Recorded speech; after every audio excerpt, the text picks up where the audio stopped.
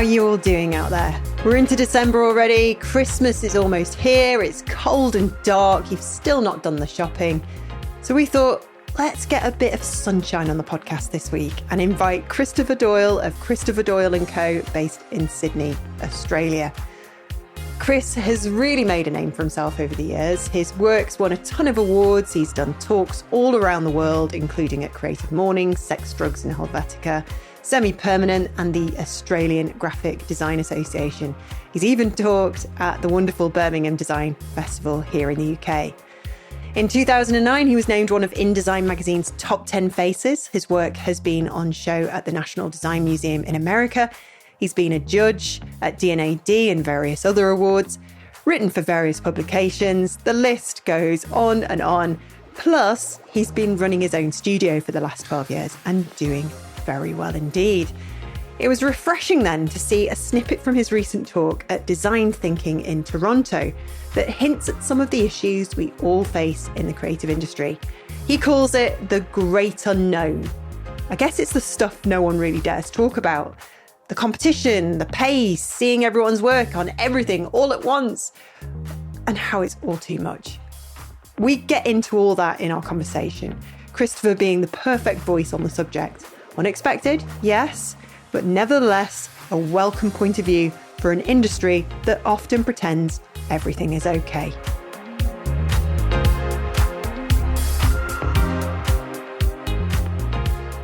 We are talking today about something that not many people talk about. And I think coming from you, if anybody's listening to this, it's going to be a massive, wow, okay, reassurance, because you are a very respected designer in the industry. Everybody loves your work. You've really made a name for yourself. But it was something that caught my attention. And I think it's very kind of relevant of 2024. Especially with some of the feedback that I've been getting from a lot of male graphic designers, actually, if I'm honest. Right. Okay. And for the purpose of our listeners, I'm talking about something you presented at the Association of Registered Graphic Designers for their Design Thinkers Conference. And it's sort of read, I won't read it all, but it said, yes, it's the great unknown. Yes, everyone is making it up as they go along. And yes, it's hard. We're constantly fed everything everyone makes from everywhere, every day. I'm going to read it all out. So we worry about our output. We compare our work to everyone else's. We chase the perfect client, the big client, the brave client, the client with money, the client who'll let us make the work the way we want to. Then the work might end up on Brand New or Creative Boom or in D&AD. Actually, Creative Boom wasn't on there. I love it. And if all that happens, our work might be the work that gets fed to everyone, everywhere, every day. It's a lot. So a lot to unpack there. It's a lot. It's overwhelming, I think. It's the second time I've used that slide, so it's actually quite new. I used it at a talk in Birmingham earlier in the year for Luke and Dan's conference as well, and it was the first time I'd written it, and I'm always trying to kind of capture, I guess, or try and write down what is this weird feeling, that I'm having? And everyone has this, right? Everyone has this in their jobs and their lives. You kind of, what is this overwhelming kind of like drowning sensation is probably too strong a word, but I do think now more than ever, it is just this onslaught of work that you're meant to take in. You're not only meant to take it in, but you're meant to kind of you're not meant to measure yourself against it, but it's kind of inevitable, right? It's my very, very old and dear friend Gabby refers to it as the compare and despair. And I think at the moment in design, it's just kind of inescapable, and I think obviously ignorance is bliss and you can tap out of those things. And it's a little hypocritical of me because I have always encouraged any of the designers that have worked in the studio to take in as much work as they can. I think there is this, if you can have this manageable level of intake, then it's really inspirational, right? I have lists of blogs that I visit every day and I click through and I look at work and all that kind of stuff. the upside of that stuff is awareness and inspiration, and it really kind of can put a rocket up you as well in terms of doing the work. The downside of that is, everything that you read out in that slide, which is that you can kind of get smothered by it, and I want to know if all these other designers feel the same way I do. I look at all these designers doing amazing work. Like I listened to Dave, talking on your podcast a couple of weeks ago, and Dave's one of the people that I look at, and I'll be kind of having a goodish week, and then Dave will go, "Here's all the work I've done," and I'm just like, man, what you fuck? bastard. Exactly. But I'm sure Dave's going through the same thing. This is the thing, is that we're all sort of on this kind of treadmill. And I think it's funny because I started work when there were no blogs. There were design books, and there were conversations, and there were meetups, and that's about it. And if you wanted to, my first bosses, and it sounds very nostalgic and romantic, but my first bosses gave me D&AD annuals. They said, this is where all the good ideas are. This is where all this clever work is. This is, this book by Michael Johnson is this. This is this book by this designer. And that was very inspirational, very exciting. And now you fast forward 20 years and it's in the palm of your hand, you know what I mean? And it is just kind of this onslaught. And I think it's a blessing and a curse, but I think it's really, you could take on so much of it and do so much comparison work that you can just get paralyzed by it. And I think and I do all the time. I really, really do. It's a really normal thing for us. And I don't know what the answer to it is. The answer to it maybe is to look at less stuff, but then as I said, it's addictive and I love it and I find it really inspiring as well. So, but I do, it's funny because I do wonder about the people that I look at and go, my God, they're doing the best work. Like, that's our point of comparison. But I wonder if everybody just thinks that about everybody, So I don't know. It's really honest of you. It's really, really honest of you. And I'm sure there's lots of people nodding along. I don't know anybody who doesn't feel that way. The people I've talked to, and it's always like off mic usually, funny enough. So it's refreshing that this is so open and out there. But yeah, I've spoken to some very famous designers in the industry, and they've said they worry about like becoming irrelevant. They worry about not doing, keeping up, or like suddenly being forgotten. It's tough. It's really tough. Yeah. Yeah, it's really tough. I mean, I'm 47. I turned 47 this year, and I really feel, I said this at Toronto when I was talking to someone there on a podcast. I really feel old for the first time in my industry. Just in the last couple of years, I think I genuinely felt physically and mentally and creatively quite young, well into my 40s. And I think I would hope that's just a product of enjoying the job and still getting a thrill out of it. And I think just in the last year or two, I have felt really kind of exhausted by it. Probably sounds too dramatic and too negative, but it has. Yeah, I wonder. There's been so much shift in the industry and what we're expected to do and expected to know, and the multiple sources and tools with which all that can be created it's a lot, and I think it's a lot if you don't enter the industry into that slipstream, and you started it when I did, which was just a very different industry, a slower, a simpler industry, I guess. And it's, it's obviously so just, I know it's boring to go back in my day and, 20 years ago, things were this simple, but they really were. And there's parts of that I really miss, I've always said to students that I think Instagram is the best and worst possible thing that could happen to our industry, to lots of industries, but specifically ours, because it gives you so much inspiration and it drains so much of your kind of, I don't know, it just drains so much joy and promise out of what you're doing as well, because it just gives you what everyone else is doing and says, here, just enjoy this with your coffee and then go to work and good luck competing. It's really, I don't know, I find it really stressful. Yeah, because you started your studio 12 years ago. I started Creative Being 15 years ago. And there you go. Yeah. You're right. It was simpler times. I mean, I remember starting this thing with an illustrated logo, whacked up a sort of WordPress theme. It was just happy, merry, innocent days. We didn't know what well, I didn't know what I was doing. I still don't know what I'm doing. And it was wild and experimental and fun and creative. And then the last sort of decade happened. And you're right, it's changed. It's changed massively. Yeah.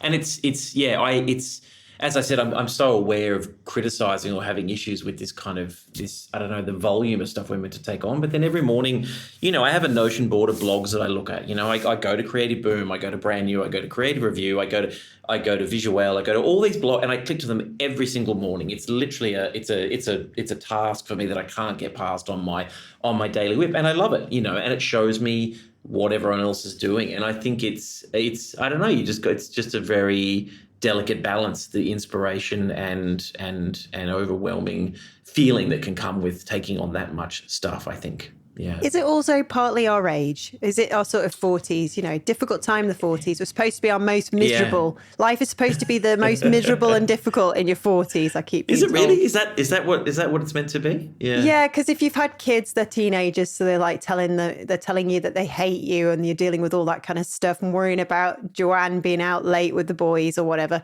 And you've got older parents who are maybe going through things and maybe no longer with us. And you're at the height of your career where you're starting to go through these kind of motions. Am I doing the right thing? Am I good enough? Look at all these younger people coming up behind me. It's a lot, It is a lot, and you have your own health problems as well, And you have your own health problems. I mean, I physically feel older than I ever have, and that's, And I do have teenagers who, they're not...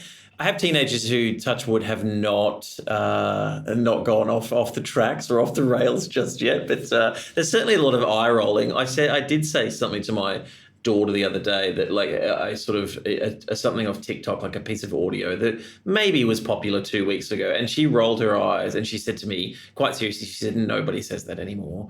And I was like, okay, thanks for letting me know. And it really, I feel for you. Well, it just moves at a million miles an hour, right? And their lives do as well, and all their content and everything they look at as well. And it's the 40s is tough. I think one of the other things I've always been really lucky and enjoyed having much younger staff. So I think that the age gap between probably the oldest person I'd ever worked with in this studio would have still been 15, 17, 18 years. So you do, and I've really enjoyed that. You've had younger people who have completely different appetites and ideas and just views of the world and energies for things that I don't have, and you enter into this, when it works, I think you enter into this really lovely sort of reciprocal relationship where I have a lot that I'm really happy to hand over and teach and give and all that sort of stuff. And they have, ways of approaching things and thinking about things, not only just professionally, but culturally and globally and all that sort of stuff that I don't have. Because you and I haven't been born into this era and lived through this era. And it's as younger people. And that to me, when it works, has been really, really fulfilling, because I think professionally, and I got this from my first couple of bosses in agencies, there's just no way to leapfrog that stuff. You could be the best, most technically skillful designer on the planet, but there's no way to leapfrog those meetings and those awkward conversations with clients that are really difficult, and, presentations and being able to sell work and all that kind of stuff.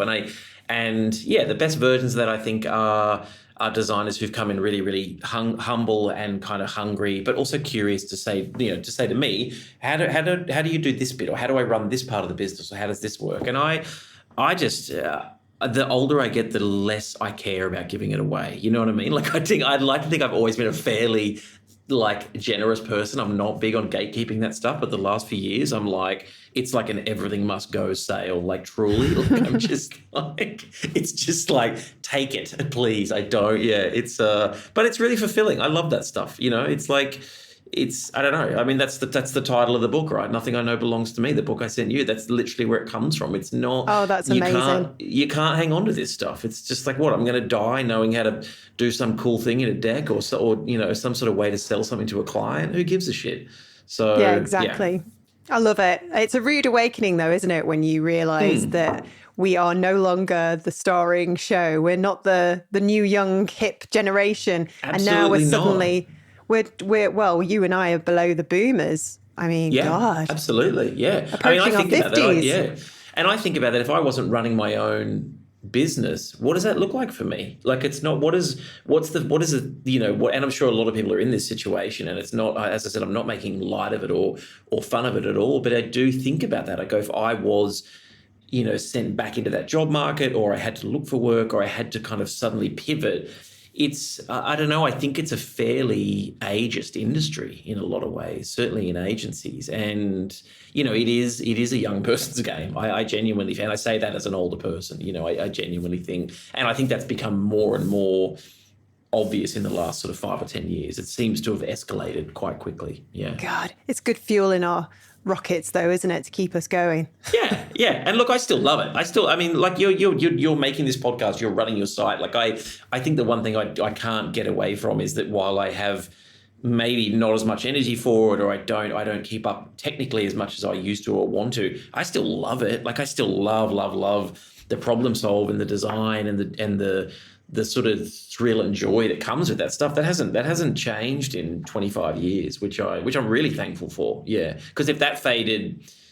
it'd be over. If that kind of faded out, you'd have to stop, right? If you didn't love it anymore. Well, with all the negativity of being our age, there's a ton of positivity too. Sure. I mean, I can't speak on your behalf, but as a woman, no, please do. Yeah. Okay, as a woman,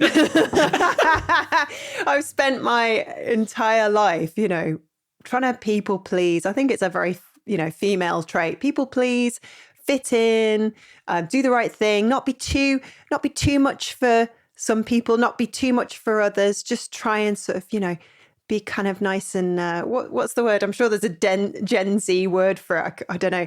What? Just kind of. Oh, I'm trying to think of a word. Chill. No, that's ours. No. Chill is ours. Chill, man. Just nice and relaxed. Be everybody's friend. Yeah. But with huge swathes of insecurity and lacking in confidence half the time.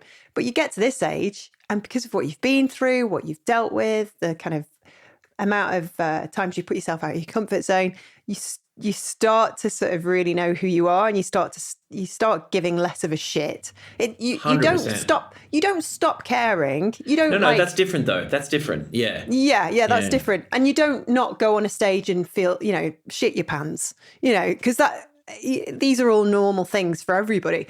But it's more that you kind of walk into a room with your head held high and say, I deserve to be here. And is that something you found as well?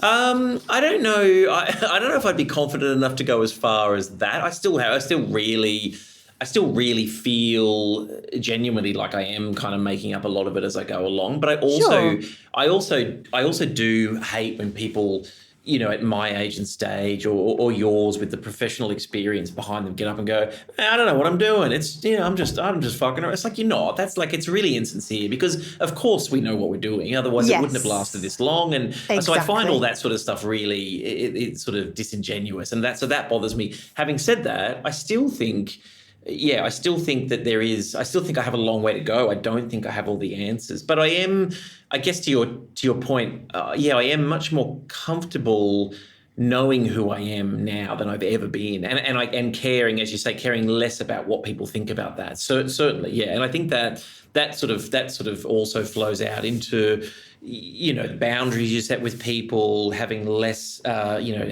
space in your life for people that don't reflect your energy and that you don't. Do you know what I mean? And I think when you're younger, or certainly I did, I assume a lot of people, we just, as you say, you accommodate far more. You also put up with a lot more in terms of people and jobs and all this sort of stuff. And as you get older, hopefully you just kind of go, actually, no, I'm not doing that, or this doesn't fit with me, or this doesn't feel right, or I'm not comfortable doing this or taking on this bit, or I don't want to work necessarily as much as I used to. And it's accepting that stuff and kind of being comfortable with it, and I think, but yeah, the downside to that is you just kind of go, actually, am I relevant still? Am I good at this? Do I, is the work good enough? I mean, I sincerely, I'm not saying that for a fact. We truly, everything we do, we look at and go, is this good enough? Like, is this good? Like, does this go out into the world and do people look at it and like it? And I think, and I know people do, obviously. I get lots of really lovely feedback. As I said, I'm not going to pretend that we don't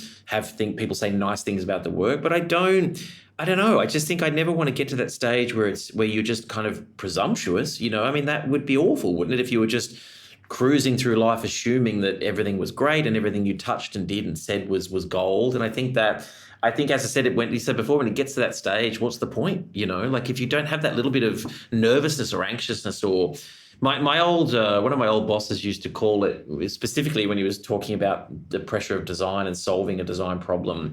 He described it once as having a manageable level of anxiety about it. And this is 20 years ago, right? So anxiety now Nothing changes. No, it doesn't change, and it really doesn't. And I thought it's really stuck with me because I thought it's really interesting because I want to worry enough about the work that I want it to be great, but not so much that I don't sleep or that it takes up time, or it takes time away from other things, or I can't go to the gym, or I can't do things that I need to for my kids. So it's got to be this manageable level of obsessiveness and it's really hard to keep that balance. Really hard. It's a fight with the ego as well. You have to kind of keep checking in with yourself, because it's nice when everybody's saying everything's going great and looks great, but you start getting complacent, and that's when things might just start sliding. Absolutely.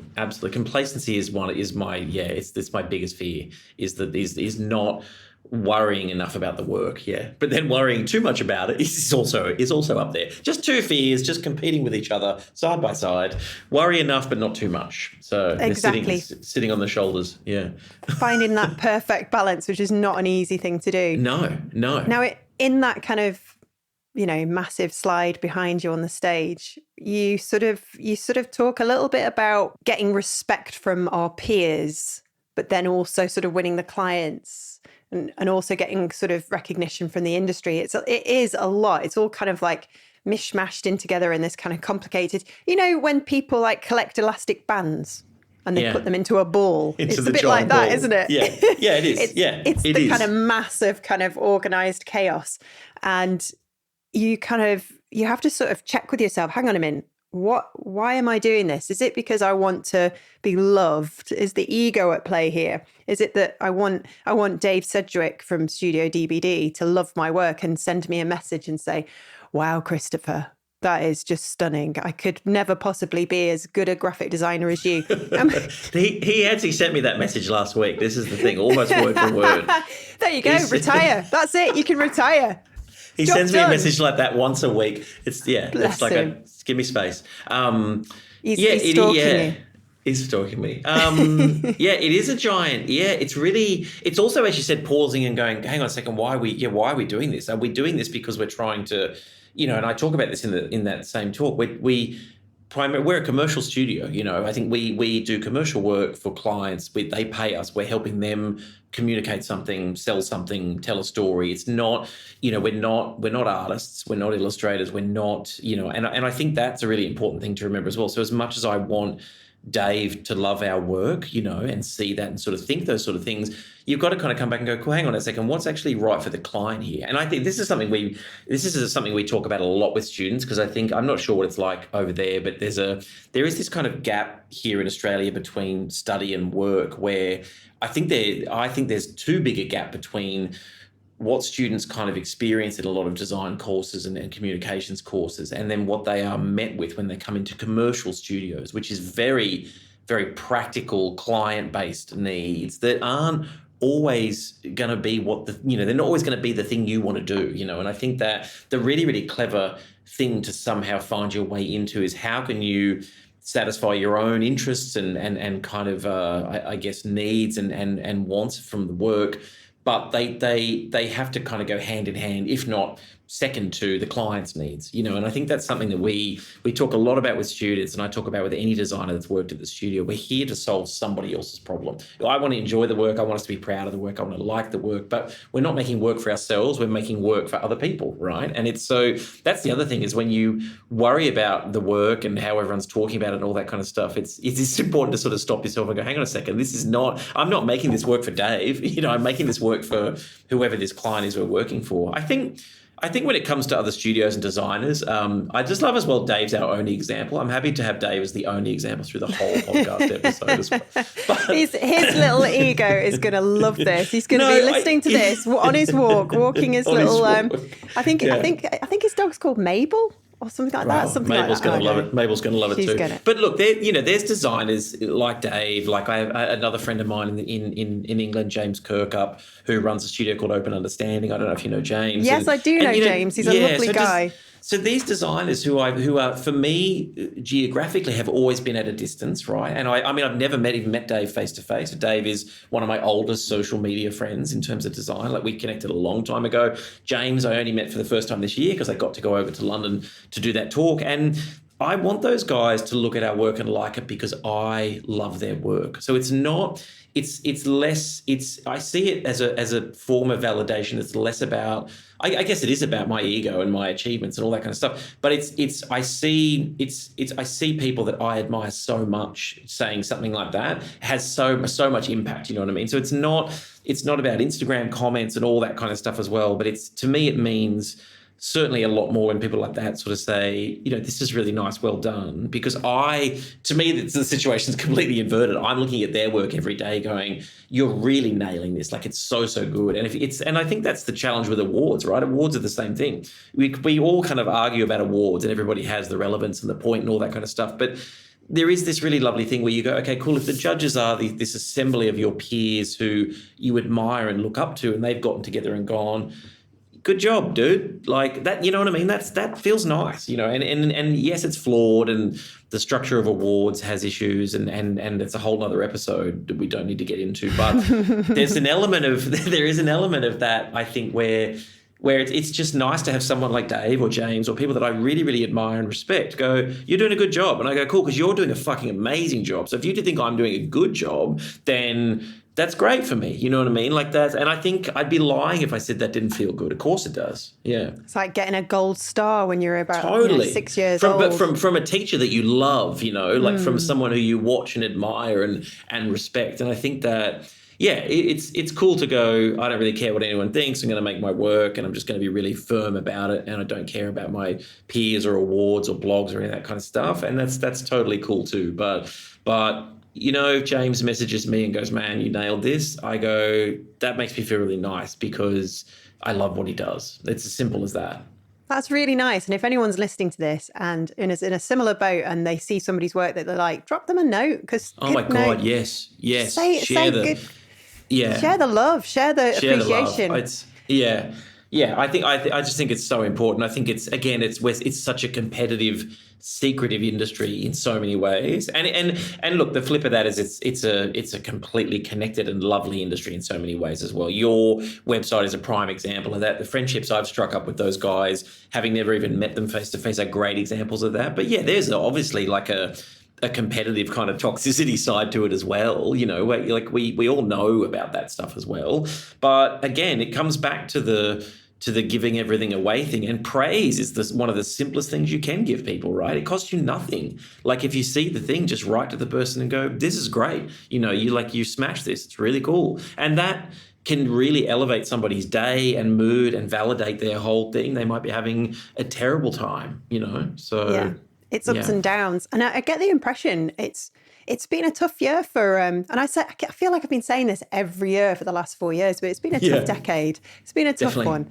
And there's a few kind of studios that are closing down over here in the UK that I know about. And, you know, there seems to be this kind of push to the small and leaner agency studio model, just like it was back in the global recession of 2008.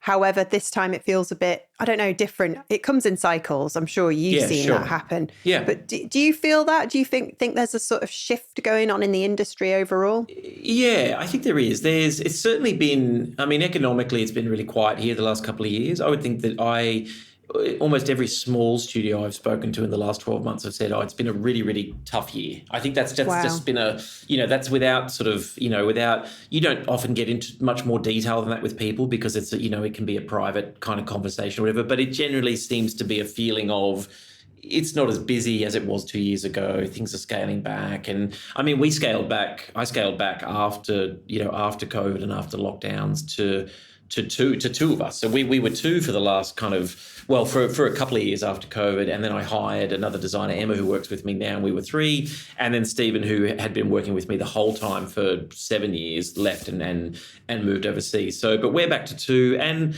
like, I would like to be bigger. We're not. We're at the moment, her and I are, we're really in sync and we're working.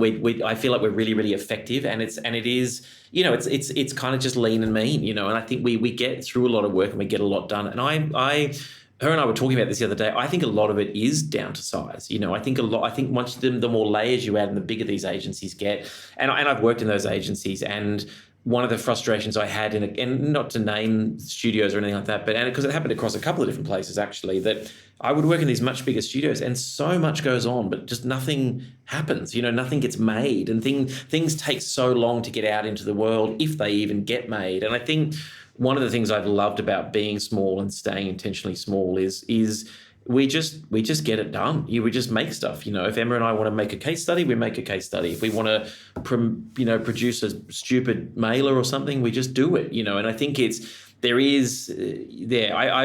like the idea of having a couple more people, but it certainly seems to have shifted economically, certainly in this part of the world. And yeah, studios are closing, studios are scaling back. Some of the studios in Sydney that have historically been a lot bigger are much smaller than they've ever been. Yeah. So I think we're experiencing a similar thing, which is reassuring and kind of not at the same time. It tells you everyone's in the same boat, but the boat is sinking and we're fucked. So it's... Oh, gosh. No, it's not that bad. I'm being dramatic. But yeah, I think it is. I think it seems to be a global thing. Yeah. Yeah, I hope it changes course soon. Yeah. There's a lot going on, isn't there? And it's all we can do is just do the best with what we have and keep going, really. Yeah. I love that. I mean, I think that's exactly it. All you can do is go, what's the job in front of me? What's the task? What's the best version of it I can do? And move on to the next thing. And I think I don't know whether it's because I'm older, but a year or two ago, I probably would have lost a lot more sleep about this, but I'm kind of just leaning into it. I'm like, cool, this is what we have on. We have enough work on. It's like Dave said to you the other day, like, I've got work on till this period. That's what's in front of me. That's what I'm going to focus on. And I'm not going to worry about what's happening in 6 or 8 months, because I'll drive myself mad if I do. So, I know that's a really privileged kind of place to come from, but that's also what my current lens is, is that I have a certain amount of work in front of me. I have, a wonderful designer who I'm working with, and it's just that's my if I start to look broader and broader than that, it's like where do I stop in that projection, and how helpful is it? I don't know. It's a healthy way to look at it, and I hope so. I think it's interesting how you say you're at that age where you can think like that.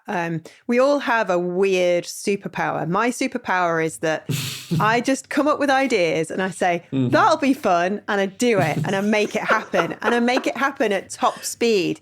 And I never, ever say to myself, and there's never a part of my brain that goes, oh, but this could go wrong. This could not work. I have just That's so wonderful. much. How good. It's amazing. It's great. Yeah. It can also land you in trouble and lead to bad backs and all sorts of other things. Yeah. But what is your weird superpower, Christopher Doyle? Oh, wow. That's a really good question. I actually want to say I want to say it's similar. I think I have gotten really good at saying we're going to make this thing or we're going to do this thing and just doing it. And I think one of the things Emma said to me, the designer that works for me, she said this to me months ago. She says, one of the things I really love about here and you is when you say we're going to do something, we do it, and you've got follow through. And I'd never really thought about it, and I didn't, and I don't. It's just kind of, and I do think it has to do with size. And I was going to ask you, which I'd love to talk about in a sec, how much of that do you think is because you are at the helm and you are in charge of your own action and doing, because you don't have layers and you don't have people around you. But I do think and I don't know whether it's frustration, I don't know where it comes from, but I think I'm quite good at doing the thing I said I was going to do. Yeah, I think that's, and I don't know how, they're not necessarily crazy ideas. Like yours sound much more exciting and wild than mine. But they're not, but no, I think I do say what I'm going to do, and I do it, and it's and I wonder how much of that is just being in charge of your own output. Is that part of it? For you? Do you think, like, is it you have freedom because of your position and because you own your time? Do you think that's why it is? I think so. Yeah, I've always been a bit of a wild independent. I mean, I left home when I was about 15. I rebelled and left. Went back when I realised I couldn't sort of do anything without my parents' support at that young age. Sure. I was a little rebel, and I've kind of always just hated people telling me what to do. And if it's simplified as much as that, it's the desire to be in charge of my own course. Yeah, which and I love. I've worked at a couple of places, and I sort of saw the way things were run, and obviously I can't mention names, and I was just like, do you know what? This is not me, and I just want to do my own thing. And the power you have when I went freelance initially, and then I grew a PR business, which is now a software firm, and now I'm doing this. The power of doing all that is you're not only in charge, and you can make changes whenever you want and change, do whatever you want pretty much within reason. It's also just down to you. And I love that. I thrive off that it's down to me to make this work. Absolutely. And what's the next problem, and how do I fix it? And that's what I love the most. What's next? I love it. Next? And you're answerable to yourself, right? That's a really powerful thing, because you have to go, cool, I actually did the thing. I said I was going to do X, and we did it, and it was great, And I think that, I think I get a lot of satisfaction out of that as well. I'm a person that gets very frustrated when things aren't finished or aren't followed through with. I think if you're going to do it, and I have this with my kids all the time, it's a very typical teenage sort of thing anyway. There's there's very little follow through a lot of the time. But I think I'm at them about, just make plan here, manage what's coming up, manage your expectations of a situation. So much of this stuff can be planned for and anticipated, and do it properly. If you're going to do something, do it, Oh, now I really want to ask you, do you use any planning tools? What software do you use to sort of organize your days? We live in Notion, really. Like that's kind of our Notion. We live in Notion. We're obsessed with Notion. So all of our projects, timelines, whips, personal to-do lists, everything is run in Notion. So we have client boards that are sometimes shared, sometimes not. All timelines are built in Notion. Project planners are built in Notion. Shared copywriting documents are built in Notion. And then I have like a personal workspace that has a ticking to-do list, basically, that I just shuffle cards around. You're the same day. as me. You're literally me on the other side of the world. Do you use the Things app? Is it? No, I don't use Things. No. Is that? I don't know that app. No. It's an app for the Mac, and it's I think it might be a Y Combinator project. But I don't know. Yeah. It's just a list of tasks that you make under different sort of projects and headings. Very, very simple. Right. And you click the button and it ticks it. And it whooshes away. That's the best, yeah. I love it. I did used to use a thing. There was a thing I used to use To Do. I don't know if you ever saw that one. It was Tina from Swiss Miss used. She runs it. I still think it runs. And it was literally just a Monday to Friday, and you just had lists, and that was it. And you same thing, you would tick it, and it either crossed out or it changed colour, and it was really satisfying. The only reason I don't use those now is because everything's just in Notion, so it's all contained in this one sort of software and interface, which I love. If Notion goes down, my whole life goes down. Everything will. Well, now we know. Yeah. If you want to sabotage Christopher Doyle, just take down Notion. Break into his office. No, sorry, no, that's inciting something. No, don't. Be careful. Come in now. I think the door's unlocked. Yeah. Oh, I love it. Yeah. And Tina's great as well. She's somebody that's definitely reinvented herself and found new ventures to work on. I can imagine she is just somebody that, no matter what. Oh, she's fantastic. I really admire her. Very friendly as well. She's been lovely to me over the years. Yeah, we've never actually met. We've had a couple of emails, and I've done creative mornings here a couple of times, but we've never connected. So yeah. It's great. I'm looking at your website, Christopher Doyle. Sure. I like saying people's full names. I don't know why. That's all right. Maybe it disarms them. Maybe it's my power move. It just sounds more professional. That's the only reason it's in the studio title. It just sounds more professional. Thanks, darling. So. That's all I ever wanted, to be seen as professional. When I can't help it, really, because I'm such a joker, really. No, I'm saying Christopher sounds more professional, not you. I'm saying that's why I use the full name. Oh, God. It sounds more professional. Yeah, Stop your ego, Katie. Good grief. You sound very professional, mate. There's no question there. No question. Oh dear. My dad said to me once when I'd got in trouble again at school or something, he just said to me, "The problem with you, darling, is you've got personality," or something like that. That's amazing. That's great. That's good, isn't it? I was always getting in trouble. Yeah, I love my mum and dad. They're great. They've always encouraged me. That's a great line. They've never stopped me being who I am. They love it when I sort of go off on a rant and they'll just sit there and look at me lovingly, waiting for me to stop talking. So good. So good. They're so sweet. That. Anyway. Yeah. My dad's had a tough year. Good grief. He's all right, though. He's a trooper. Oh, good. Yeah. Yeah. How old are your parents now, can I ask? Good question. They're both born in 1953, so they're in their early 70s, 72. 70s, yeah. Same as mine. Yeah. Oh, yeah. Boomers. Okay, I Boomers, say mate. to wind them up and say, okay, boomer. Okay, boomer. My son calls me a boomer. Calls me boomer. Yes. You've got to get it. You're not, he's wrong. You're a zennial, Christopher. Yes, I am. You're a special case with that kind of little tiny sort of window in between Generation X and millennials. That's my superpower. That's your superpower. Brill. Because you grew up analog and then your adult life was digital. So when did you first have your mobile phone? Mobile phone was when I was, I want to say 20, 21, maybe. Good. Yeah. Grief. So not that in would high have school. been. Not So in high school. that would have been 2001, 2002, something like that. No, earlier than that. I finished high school in 95. So it would have been between 95 and 2000. Yeah. Maybe 99, 98. Yeah. First phone. Scary. But you know what's amazing? So just the power of nostalgia and the pull of that period that my kids have watched Stranger Things and all these old movies, right, and all this sort of stuff. My son particularly loves, his favorite movie is Stand By Me, right? And I would show them all. No, 100%. His favorite movie, right? And he was born in 2009. So, but loves that film, loves Goonies, loves all these films of an era that basically are your and my like childhood Spielberg 80s films. And then you watch something like Stranger Things that reboots that entire aesthetic and that whole point in time. And he said to me, we were in the car, this was only a couple of weeks ago.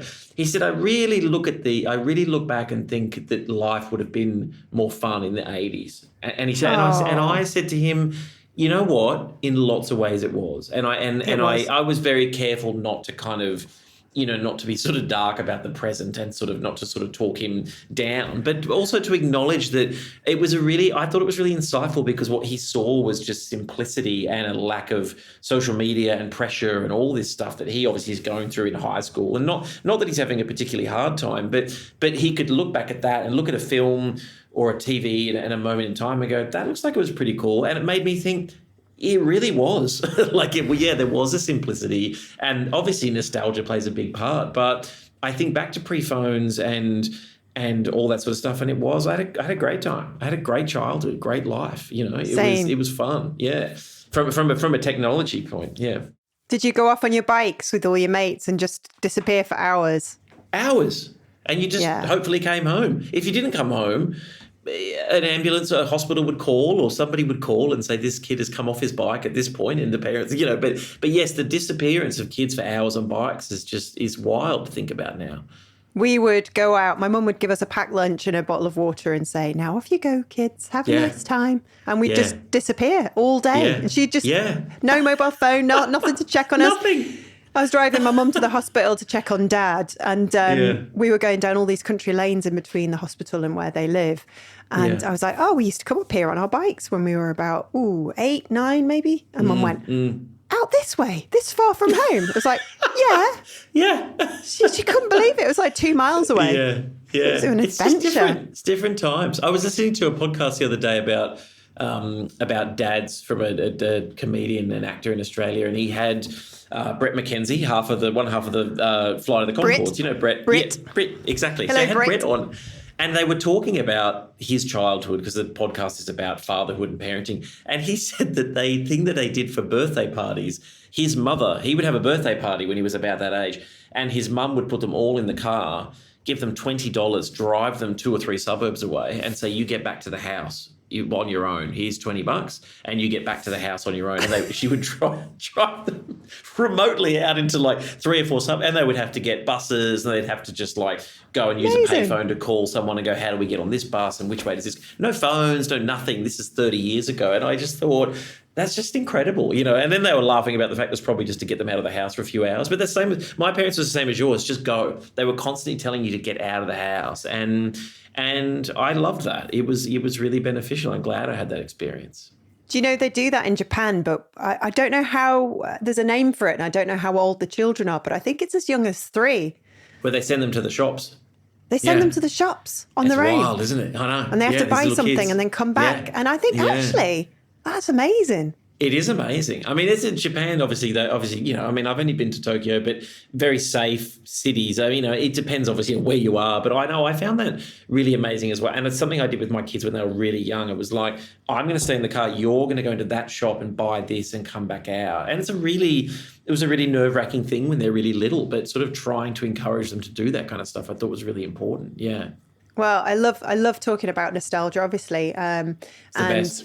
Yeah, and I think there's a growing appetite for it, actually. And I don't know if you're seeing that in design as well, but I just think because of the way the world is and what's happened in the last 4 or 5 years, we are all sort of romanticizing the past. And there were some great things about the past. There was also some terrible things. Horrible things, yeah. And we have progressed in many ways.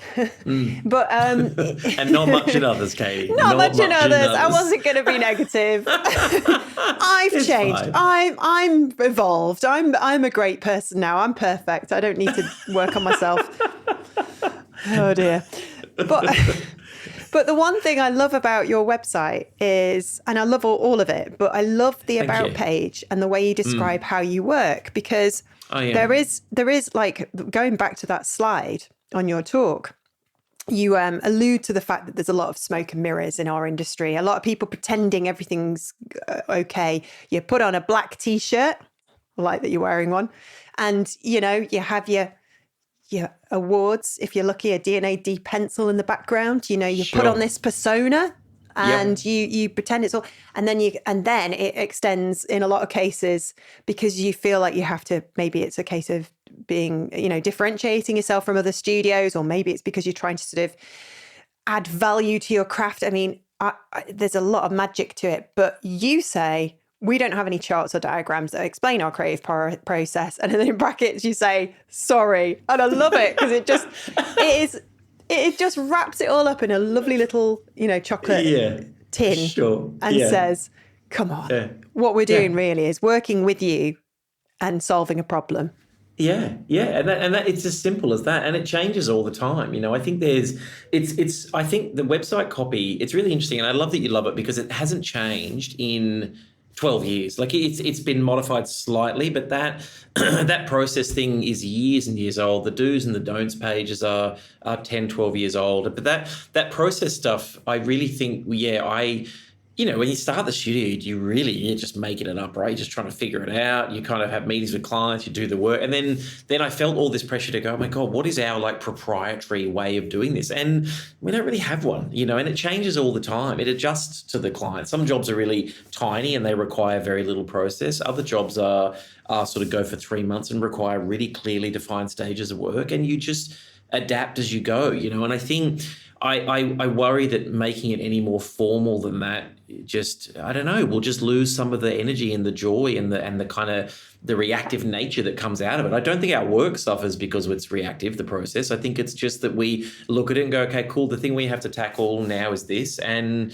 it's going to take this long, and this is the way we're going to do it. We have stages of work, obviously, that are repetitive, that do come up every now and then, but it changes all the time. And what happens in those stages, my God, talk about performative. Like this is the other thing I see. You see walls full of work, as you say, and like awards on the shelves and all that kind of stuff. We've got awards on a shelf, and we have a wall that we stick stuff on, but I'm always just look at these other agencies and go, my God, you've obviously got this really slick process. They've got all these stages of work and everyone's standing around pointing at things on the wall, and we don't do any of that stuff. We don't, we just try and do the work and hope for the best, and as I said, it's not that I don't mean to say that there's no thought involved or care. There absolutely is, and it's very intentional, but it's not structured to the point that I could document it. But also, as I said, we're 2 people. It doesn't need to be that structured. You know what I mean? If we were 30 people, maybe that's a different conversation. And I'm sure it is. And I've been in agencies where there needs to be really clearly mapped out ways of doing things. I think one of the things I love about it just being the 2 of us at the moment is we sit diagonally opposite each other and we just go, cool. Do you want to come and look at this thing? Do you reckon that's it? And you go, Oh, I that's think nice. that's it. It's the best. It's the best. And my boss did it to me in my second job. It would sort of spin the chair around and go, I say, is it this? I reckon it's this. And he go, it's definitely that. Just change this and this and this. And I love that dialogue. And I don't want to lose that, because I think it's really, really high touch. It's really collaborative, but it also means we don't have to have these, all these really siloed ways of doing things. So it's, yeah. And I think, I don't know, clients don't seem to respond badly to that page. It's fine. So that would be the big concern if we were losing work, because they were looking at it and going, these guys are disorganized and chaotic. But maybe they are saying that, and we've lost a lot of work in the last 12 months. But I don't think it backfires on us. I just feel like the honesty and the transparency is more attractive than the show. Yeah. Exactly. And I think those processes might work really well in a larger agency working for much larger clients who themselves have processes, and they want to work with agencies that have those processes. And I suppose that naturally comes about when you get to a certain size and you realize you have to operate in a certain way if you're going to get those contracts. But yeah, I think I was talking to somebody on the podcast earlier this year called Barrington Reeves, who runs Two Gallus in Glasgow. Lovely guy. And he was just saying, once they realized that they weren't big enough to work on those massive projects, and actually there was a ton of work over here that was really good and really interesting, they just went, okay, let's stop aspiring to that. Stop chasing again, going back to your slide, stop chasing the big client, the big logo on our site. Let's just go and do some awesome shit over here. Oh, my camera's doing that weird movement thing again, is it? Oh. It's good. I love it. It's very impressive. Good morning, Katie. Yeah. How are you, Katie? Yeah, that's the camera. Oh my God. Are you saying I've ended up accidentally buying, what's he called from Space Odyssey? Yeah. Hal. You want a Hal? Hal. I've got a Hal. Hal, let me out of the office. No, Katie. I've heard you conspiring against me. 6 more episodes today, Katie, please. What? I'm not going to ask. Yeah. I'm going to switch that AI tracking off. Oh, God. Sure. Got people rolling their eyes at home. Sorry, AI. Ooh. I'm trying not to ask everybody about AI, so I'm not going to ask you. I don't want to talk about AI. No, you can if you want, I'm but bored. it's just, I'm bored of it. Same. It's bored of it. So is everybody else. So I'm just going to move swiftly on. So you've just got you and Emma van der Verken. Is it Verken or Worken? We had this conversation 2 days ago because somebody said Verken at an event, and she's been working with me for 2 years. And after we walked away, I was like, okay, so have I been pronouncing your name wrong for 2 years? Is it because I say Worken? And she said, actually, no, because of the language and the actual technical pronunciation, it traditionally would have had a slight sort of V to it, yes. But it's day to day, it's Worken. So my biggest concern is how I had been fucking it up for 2 years straight. And she's been too polite to say something. She's too nice to tell me, but yes, you just strolled in and nailed it first go. But so yeah, thanks for making me dealing look with bad. a professional, Christopher. Exactly. What can I say? Exactly. Yes, it is just her and I. Yep. But your about page is also really massively highlights that you understand that business is about people. And people just want to work with people. And has that always been sort of a thing that's worked really well for you? Do you go to a lot of events? Do you network? Yeah, I think I really leaned into networking and public speaking and I guess design industry stuff. I think it really, I'm very aware how lucky I am that I enjoy public speaking. Like it's not, I get nervous and I have the same kind of excited energy that I'm sure most people do that do a lot of that sort of stuff, but it's not something I'm terrified of. And I'd be lying if I said it was. And I think that's my mother from a very, very young age, just telling me to do it, really. And also I have very, very strong memories of my mother just constantly saying to me, basically sort of like telling me not to care what anybody thinks of me. Like it's a really, and I know that sounds cliche, but it was so repetitive for me as a child that it really, really sunk in. I kind of came out of primary school and high school kind of going, okay, cool. The worst thing is that these people laugh or that I messed this thing up. And it was a really powerful thing for me growing up that she was just very much like, it does not matter. Like, it's just, you have to put yourself out there. And she was very encouraging of it. And I think that is probably what's made me enjoy or kind of like sort of lean into that side of our industry more. I also just love connecting with people. I love stuff like this. Like I love doing, like, having conversations with people in design, and it really fills my cup, you know. So there's a real energy exchange for me that I enjoy, and it's meant that I've done a lot of that sort of stuff, certainly in Australia, and I've been really lucky enough to travel and do it, you know, a lot. And it's, I feel incredibly privileged to, that I both enjoy it and that I've been given kind of platforms to do it. Yeah. I'm a straight white male, Katie, you know, it's very hard for us at my age. Very beard, tough. glasses. It's been a really hard run. So I described it to my friend the other day when I was talking to a friend, a screenwriter in Melbourne, an actor and a screenwriter. And we were talking about the challenge. We often talk about the challenges for men and women, and we're actually talking about men's health, just to get very specific, right? And her husband was there, her partner was there. And we were talking about the health exams that men have to undergo, you know, as they get into their 40s and 50s and all this kind of stuff. Oh, gosh. You're talking about the cough. No. The cough. Yeah, but you know the cough doesn't exist anymore, right? So it doesn't. Does it not? No. And I was saying, Johnny and I were laughing, and I said, you know, it's just potentially one of the main things that men had to endure as they hit their 40s and 50s. But otherwise, it's just a clear, like, boogie board run on a wave straight into the beach, while women have to endure, you know, all of these things. And then you get to the cough. And Johnny said the cough doesn't even exist anymore. So we don't even have to go through that, you know. So it's I'm very aware of the glide that I am on. What can I say? It's not fair. No, it's not fair. It's absolutely not fair. I agree. Yeah. Because I'm starting to go through all that shit, and I'm like, what the hell? I'm talking to all my girlfriends. I'm like, what the hell is this? Why am I getting spots on my face the size of Venus? Yeah, you know, mate. It's just one stitch up after another for you guys. Like it's like each life stage goes cool. Yeah, absolutely. Cop this. Oh yeah, starting to feel okay. Here, fuck you, cop Have this. another one. Yeah. Welcome to your 20s. Now go through your 30s, wondering whether you want to have kids and dealing with all that shit. Exactly. Yeah, I know. I agree. Yeah. It's tough. It's tough.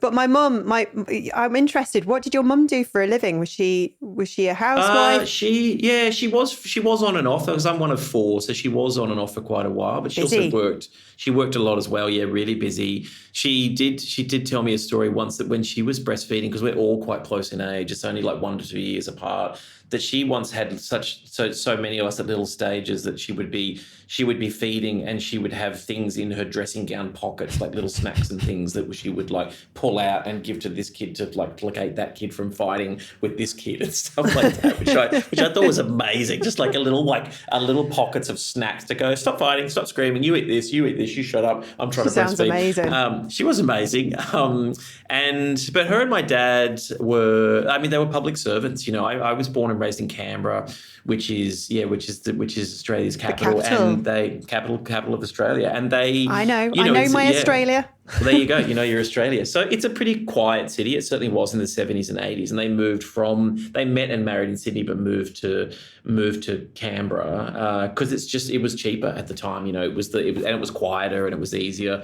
And they sort of worked in public service. And I just think, I always remember my dad died about 10 years ago, but I remember my dad just never being, like, the thing with my parents that I always loved, and it's quite sad for my mum to watch now because obviously he's not around anymore and I struggle with, but they really just balanced each other. Do you know what I mean? Like, he was just incredibly relaxed and at ease with everything and was always very confident that things would work out, and my mum was the kind of, not the worrier, that's unfair, but they just their levels of all that sort of stuff, which is amazing when people find that in each other. And I think that it was I remember them, it was just very sad. He died of cancer, and they were they were together for it's fine. Like we had an amazing relationship, and they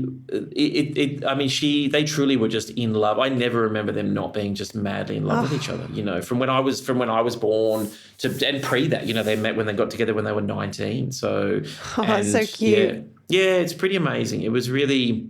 It had a big impact on me, I guess, in terms of how that relationship was modeled and how he behaved and acted like as a man, which was never which was never the kind of toxic version of man, you know. And I think that all that stuff kids take in, right, has an impact. And now you're sort of teaching your kids some of those values. I'm trying to, yeah. Oh, it sounds like you're doing a great job if they haven't, Wow. Touch wood. Things are under control at the moment. But high school's pretty wild. It's also the challenge with kids now is that, like, it's been so long since we've been in high school, right? Like in some ways nothing changes, but in other ways everything has changed. Like everything has changed. The media that they consume, the just the onslaught of social media. I mean, social media in Australia has just been announced that they're going to ban it for pre-16s. Oh, wow. I don't know how I feel about, I actually think that might be a healthy thing to do, actually, if I think about it on the spot. I think the thing that's going to be, look, there's lots of, watching my two kids with phones and be part of that and be born into that era. I mean, it's easily the worst thing that has happened or could happen to them, is having those devices, having access to, oh my God, just the amount of content and media and their attention spans and what it's done to them and all that kind of stuff. And, you know, it's also just how they connect these days though as well though. So it's, you know, you kind of, it's tricky. You're removing things that actually bind them together socially as well with the phones. But yes, I would say that the benefits far outweigh the issues if you were to ban them. So it's going to be interesting. My kids will probably be almost old enough that it won't matter. But I think it's pretty healthy. Yeah. I worry about their social skills, and I worry more importantly about their necks. You see them walking along just like this. Like they're going to have, we are a ticking time bomb. There are going to be so many herniated discs in necks. I mean, I'm sorry to be depressing, but I get it. They don't understand, because I didn't understand. They don't understand that they've got this body, and if they're going to do this thing constantly, day in, day out, for hours and hours and hours and hours, at some point it's going to go, and it's going to catch up with them. It's going to reject it. Yeah, I know. Yeah. I know. It's pretty scary. It is. I think there will be generations in future who look back on our era and say, what were they doing? You know, it'll be like smoking.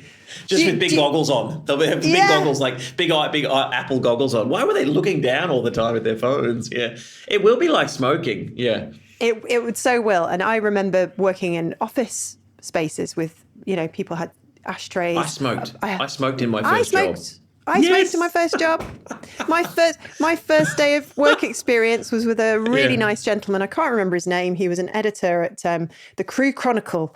And he would send me out to get 20 silk cut, and he would let me have a couple, and we'd sit and smoke together in his office, which was just an mess. And it stank. Amazing. We just used to smoke. I must have been about 18. Isn't that incredible? That is wild, isn't it? Yeah. I can't believe I smoked inside a building. What I can't believe is that when I was smoking in this office, 2 or 3 people sitting right next to me didn't smoke. And I was just like this young idiot going, yeah, this is cool. And I'm thinking, how gross that must have been for the people that didn't smoke, that they're sitting within a metre of me. Oh, awful. Yeah, awful. I gave up pretty early. Gave up in my early 20s, thank God. Yeah, I gave up in my, maybe 30, I reckon I was done. Yeah. Yeah, you get to a point, don't you, where you're like, what am I doing with my life? Yeah, not good. Yeah, no. the things when we look back on, actually, I do, now I've had this conversation, I wasn't feeling old before, but now I've met you, I'm starting to look back and go. That's the quote. I wasn't feeling old, but now I've met you. This is brilliant. I love it. But do you know what?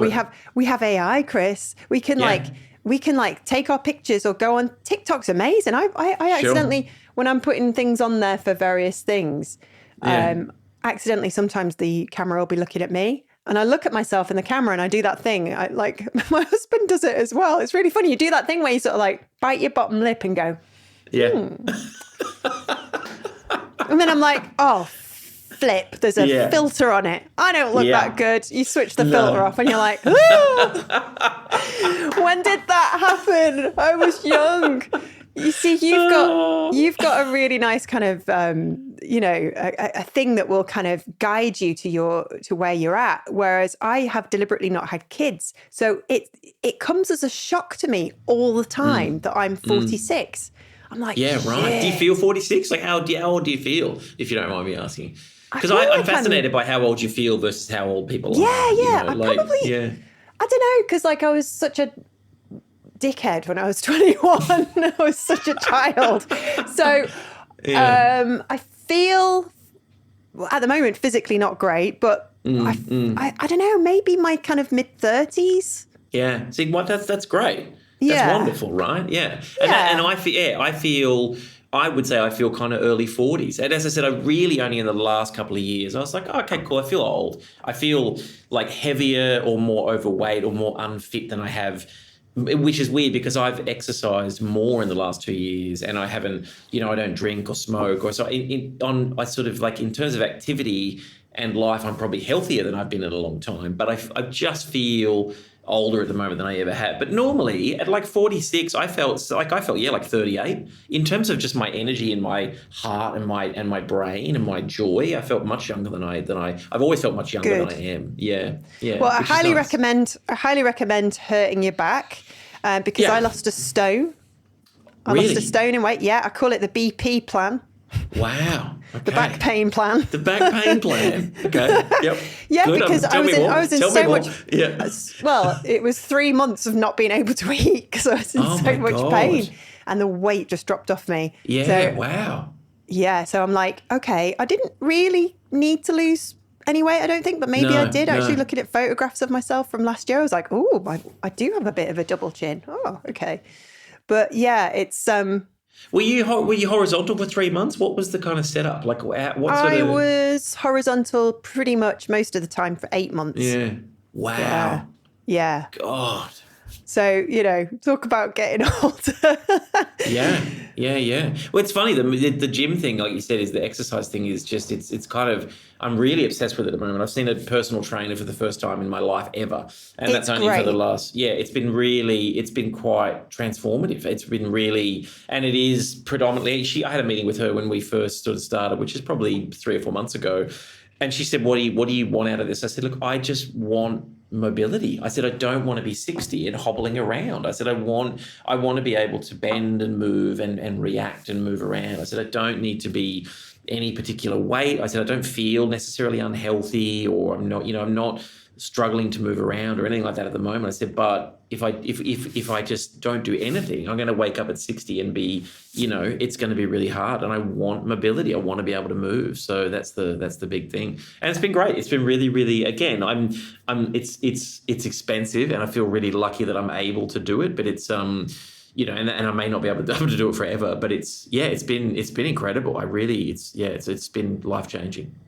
That's great. It's good to hear. And just going back to the talk that you did, I mean, it's all mixed. If you think about everything we've talked about, it's all mixed up on that, in that kind of, what did I call it? The elasticine ball of chaos. Yeah, the elastic band ball. Yeah. Yeah. And really, it's being able to just take a step back and say, okay, first of all, let's really get to the nitty-gritty of this. Why am I feeling this way? And that's what I wanted to ask you. It's like, it's almost like I'm giving you a counselling session, giving myself a counselling session. It's good, please. It's, where does that voice come from? That's what I wanted to ask. Man, it's a big question. I think it comes from, I think it's just self-expectation. I think it's entirely invented by me.